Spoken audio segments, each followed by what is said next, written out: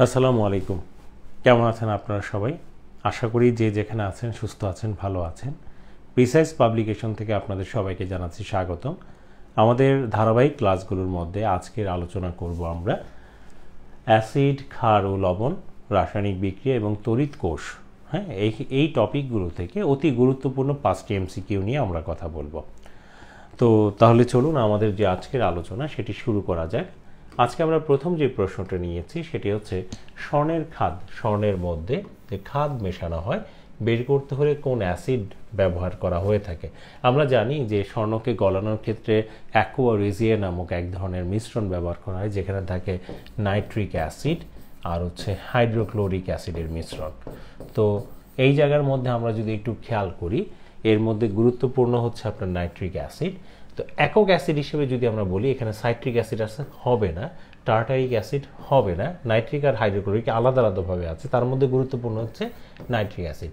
খাদ নির্ণয়ের ক্ষেত্রে প্রাধান্য পায় হচ্ছে নাইট্রিক অ্যাসিড। আর এই দুইটার মিশ্রণে আমরা যেটা তৈরি করি সেটা হচ্ছে অ্যাকুয়া রেজিয়া, যেটা হচ্ছে স্বর্ণ অভিজাত ধাতু গলানোর ক্ষেত্রে ব্যবহৃত হয়ে থাকে। আচ্ছা,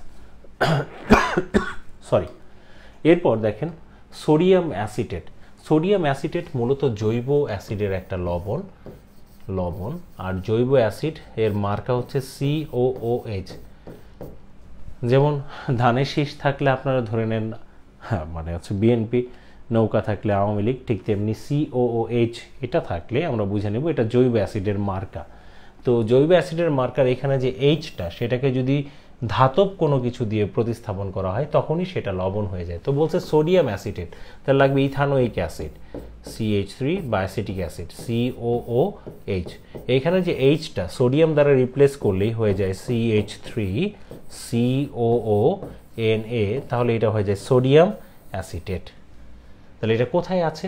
CH3CON, এটা হচ্ছে গ নাম্বারে আছে। তাহলে সোডিয়াম অ্যাসিডের জৈব অ্যাসিডের লবণ, সেই লবণের সংকেতটা হচ্ছে এটা।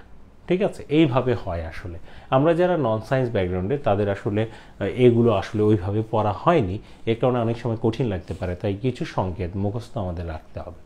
আচ্ছা, আমরা যদি পরবর্তীতে যাই পিএইচ, এখানে যে পি, যেটা হচ্ছে ফ্রেঞ্চ একটা শব্দ পিউসেন্স, যার অর্থ হচ্ছে পাওয়ার।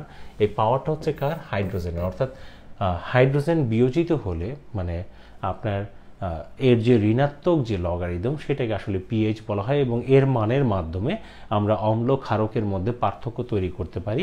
3টা পর্যায় তৈরি হয়, অম্ল, নিরপেক্ষ এবং ক্ষারক। তো পিএইচটা আসলে কি? অ্যাসিড ক্ষার নির্দেশক। হ্যাঁ, এই কথাটা সত্য, অ্যাসিড নির্দেশক, ক্ষার নির্দেশক, তিনোটা কথাই সত্য।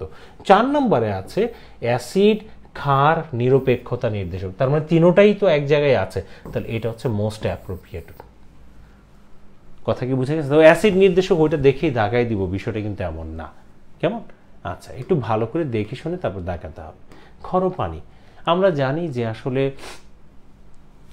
ক্ষরপানি এবং মৃদু পানির মধ্যে আমরা যদি দেখি যে ধাতব লবণগুলো দ্রবীভূত থাকা আর না থাকার উপর ভিত্তি করে মৃদু আর ক্ষর বলা হচ্ছে।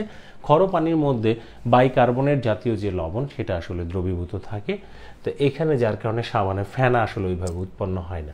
এটা বিষাদ পানি ঘোলা লবণাক্ত, যে পানিতে সাবানের ফেনা হয় না। এই যে ফেনা উৎপন্ন হওয়া না হওয়া, এটা দিয়ে আসলে সাধারণত পার্থক্য করি। যদি জৈব যৌগে মানে যৌগের উপস্থিতি বা অনুপস্থিতির উপর ভিত্তি করে বলতো, তাহলে এখানে কিন্তু ওই নামটা উল্লেখ থাকতো। এখন ফেনা উৎপন্ন হওয়া না হওয়ার উপর ভিত্তি করে দিয়েছে, তাই আমরা এখানে উত্তর করলাম কি, যে পানিতে সাবানের ফেনা হয় না সাধারণত। ঠিক আছে, এই ক্ষরতা দূর করতে গেলে আমরা ফুটিয়ে দূর করতে পারি, অথবা এই যে কার্বনের জাতীয় লবণ, সেটাকে বিয়োজিত করার জন্য বা আলাদা করার জন্য কিন্তু আমরা ওইভাবে কাজ করতে পারি। আচ্ছা, তুতে কয় অণু পানি থাকে? এই যে দেখেন, রসায়নের প্রশ্নগুলো বা রসায়নের টপিকগুলো পড়ার সময় আমাদের বিশেষ কিছু যৌগের কিন্তু সংকেত জানা লাগবে। এটা হচ্ছে কপার সালফেট ইন্টু 5 অণু পানি। তাহলে পানি কত অণু দেখেন তো? পানি হচ্ছে কিন্তু 5 অণু। তাহলে এই যে এটা যদি আমরা সংকেতটা মুখস্থ না রাখি, তাহলে কিন্তু আমাদের হবে না। 5 আছে কোথায়? গ নাম্বারে। উত্তর হচ্ছে কি? গ। তো এইভাবে না আমাদের এই জিনিসগুলোকে কভার করে নিয়ে আসতে হবে।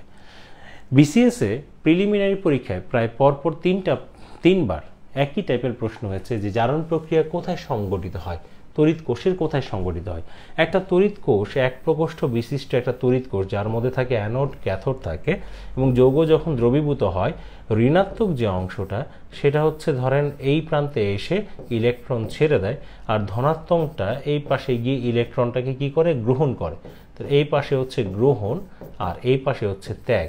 আর ত্যাগ মানেই আমরা জানি সেখানে কি ইলেকট্রন ছাড়ন মানেই হচ্ছে জারণ, এবং জারণ যে অংশে সংগঠিত হয় তার নাম আমরা দিয়েছি আসলে অ্যানোড। তার নাম কি, অ্যানোড। আর যে অংশে ইলেকট্রন গৃহীত হয়, বিজারণ প্রক্রিয়া সংগঠিত হয়, তার নাম দিয়েছি ক্যাথোড।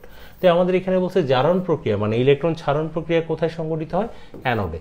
ক্যাথোডে তো গ্রহণ হয়, অ্যানোড এবং ক্যাথোড দুইটাতেই তো একসাথে হবে না, কোনোটাই হবে না, বাট উত্তর হচ্ছে অ্যানোডে। তো এইভাবে না আমাদের ওই যে বিশ্লেষণ যে প্রক্রিয়া সেটা কিন্তু আমাদের দেখতে হবে। সাধারণ যে ড্রাই সেল, যে ব্যাটারি আমরা দেখি, তার উপরে মাথায় একটা টুপি থাকে, নিচে একটা টিনের পাত থাকে, এটাকে ভাঙলে ভিতরে দেখা যায় একটা দণ্ড থাকে, সেই দণ্ডটা কিন্তু কার্বন দণ্ড। কি দণ্ড, কার্বন দণ্ড। এবং চারপাশের যে আবরণটা সেটা হচ্ছে জিঙ্ক বা দস্তা দিয়ে তৈরি। তো ড্রাই সেলে যে ইলেকট্রোড হিসেবে কাজ করে যেটা, সেটা হচ্ছে তামার দণ্ড হবে না, তামার পাত না, তামার দণ্ড না, কার্বন দণ্ড দস্তার কৌটা। এটা হচ্ছে সঠিক উত্তর। আমার অনুরোধ থাকবে আপনারা যখন প্রশ্ন পড়বেন এভাবে বিশ্লেষণ করে পড়লে আপনাদের উপকার হবে। আমি কিছু আইডিয়া জাস্ট শেয়ার করছি, এবং কিছু আছে মুখস্থ বিষয়, সেগুলো তো আর বোঝানোর কিছু নাই, কিন্তু বাকি জিনিসগুলো আপনারা যেগুলো বুঝে পড়ার সেগুলো অবশ্যই বুঝে পড়বেন। তাহলে ভালো থাকবেন সবাই। আজকে এই পর্যন্তই, আগামী ক্লাসে আবার দেখা হবে। আসসালামু আলাইকুম।